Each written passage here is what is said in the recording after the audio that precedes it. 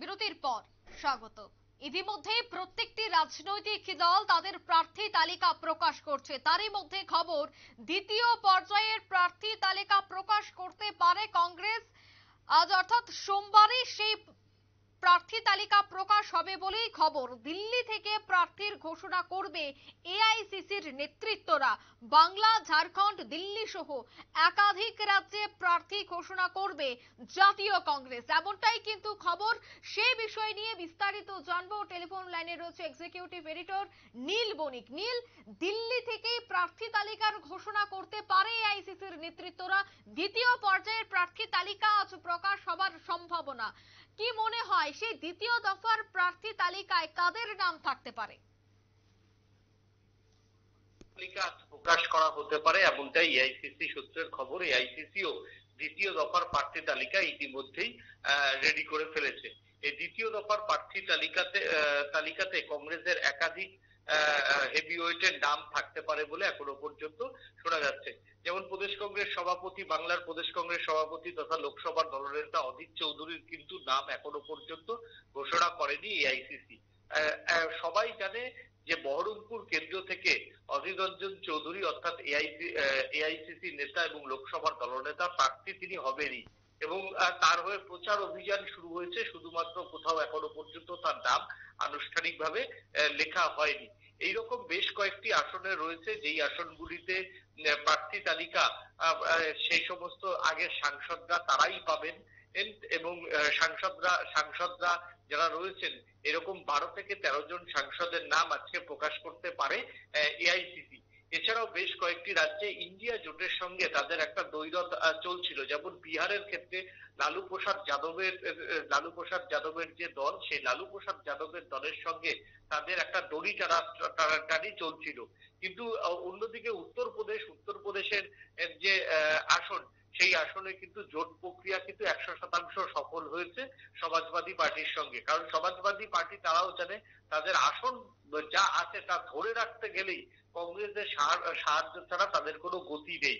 সেই জায়গাতে তারাও অনেকটা নমনীয় হয়েছে, কংগ্রেসও বহু জায়গায় নমনীয় হয়ে শেষ পর্যন্ত উত্তরপ্রদেশে কিন্তু যেটা কংগ্রেসের একসময়ের গড় ছিল, সেই গড়ে কিন্তু কংগ্রেস সঠিকভাবেই আসন সমঝোতা করতে পেরেছে। কিন্তু বহু জায়গায় এখনো পর্যন্ত আসন সমঝোতা ঠিকমতো হয়নি। যেমন তামিলনাড়ুর বেশ দুটি আসনে সেখানে ডিএমকে সঙ্গে তাদের একটা দড়ি টানাটানি চলছে, স্ট্যালিনের দলের সঙ্গে একটা দড়ি টানাটানি চলছে। সমস্ত কিছু তারাও বুঝতে পারছে যে বিজেপি দ্বিতীয় দফার প্রার্থী তালিকা শেষ করে আজকে বা আগামীকাল তৃতীয় দফার প্রার্থী তালিকা ঘোষণা করে দেবে। এই মুহূর্তে যদি 40টার বেশি আসনের প্রার্থী তালিকা দিয়ে যদি থেমে থাকতে হয়, কার্যত কিন্তু দলের মুখ পুড়বে। যেভাবে প্রধানমন্ত্রী নরেন্দ্র মোদী, অমিত শাহ, জেপি নাড্ডারা নির্বাচনী যে প্রচার, সেই প্রচারে ঝাঁপিয়ে পড়েছেন, সেইভাবে কিন্তু এখনো পর্যন্ত লোকসভার প্রচার কিন্তু ঝড় তুলতে পারেনি রাহুল গান্ধীরা। গতকালই মহারাষ্ট্রে কংগ্রেসের ন্যায় যাত্রা আনুষ্ঠানিকভাবে শেষ করেছেন। এবার কিন্তু রাহুল গান্ধী জনসভার দিকেই মন দেবেন। জনসভা করতে করতে বিভিন্ন রাজ্যে যাবেন এবং এআইসিসির যে স্টার ক্যাম্পেনার যাদের নিয়ে গঠন করা হবে, সেই সমস্ত স্টার ক্যাম্পেনারদের দিয়ে কিন্তু জনসভা করানোর জন্য তারা রাস্তায় নামবেন। সেই জায়গাতে যদি প্রার্থী তালিকাই প্রকাশ করতে না পারে, তাহলে স্টার ক্যাম্পেনাররা কাদের হয়ে প্রচার করবেন, এই প্রশ্নটা কিন্তু কংগ্রেসের অন্দরেই ঘুরছে। এবং দ্রুত কংগ্রেস আজকে সম্ভবত বিকেলবেলা তার প্রার্থী তালিকা একটা ঘোষণা করে দিতে পারে। বাংলা, উড়িষ্যা, বিহার, ঝাড়খণ্ড সহ একাধিক রাজ্যের প্রার্থী তালিকা কিন্তু জাতীয় কংগ্রেস আজকে ঘোষণা করতে পারে। যেটা এখনো পর্যন্ত জানা যাচ্ছে, দিল্লিতে এআইসিসি সদর দপ্তরে কেশু বেণুগোপাল সহ একাধিক কেন্দ্রীয় নেতারা তারা সাংবাদিক বৈঠক করেই এই প্রার্থী তালিকা ঘোষণা করে দেবে। এবং অন্যদিকে অন্যদিকেও বহু জায়গায় কিন্তু উপনির্বাচন আছে এবং বিধানসভা নির্বাচনও রয়েছে। যেমন সিকিমে বিধানসভা নির্বাচন রয়েছে, অরুণাচলে বিধানসভা নির্বাচন রয়েছে।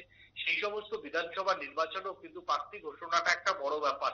কারণ অরুণাচলের যেভাবে কংগ্রেসকে পরপর বিজেপি এ যাবৎকাল ধাক্কা দিয়ে এসছে, সেই জায়গাতে যদি প্রার্থী তালিকা প্রকাশ করতে গিয়ে এত ডিলে হয়, তাহলে কিন্তু প্রশ্নের মুখে কার্যত পড়তে হবে কংগ্রেসের সেখানকার রাজ্য নেতৃত্বকে।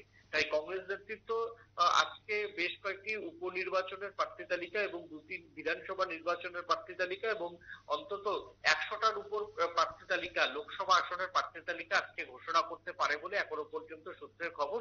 এবং আজকে বিকেল 6টার পরই তারা প্রার্থী তালিকা ঘোষণা করে দিতে পারে বলে এখনো পর্যন্ত শোনা যাচ্ছে। একদম। ধন্যবাদ নীল। অর্থাৎ দ্বিতীয় দফার প্রার্থী তালিকা আজ প্রকাশ করতে পারে এআইসিসির নেতৃত্বরা, যেহেতু আজকেই হবে বৈঠক, তাই সেই বৈঠকের পরই প্রার্থী তালিকা ঘোষণা করতে পারে কংগ্রেস। ইতিমধ্যেই বাংলা, ঝাড়খণ্ড, দিল্লি সহ একাধিক রাজ্যের নাম কিন্তু উঠে আসছে। সেই রাজ্যগুলির প্রার্থীর নাম ঘোষণা করতে পারে জাতীয় কংগ্রেস, এমনটাই সূত্র বলছে।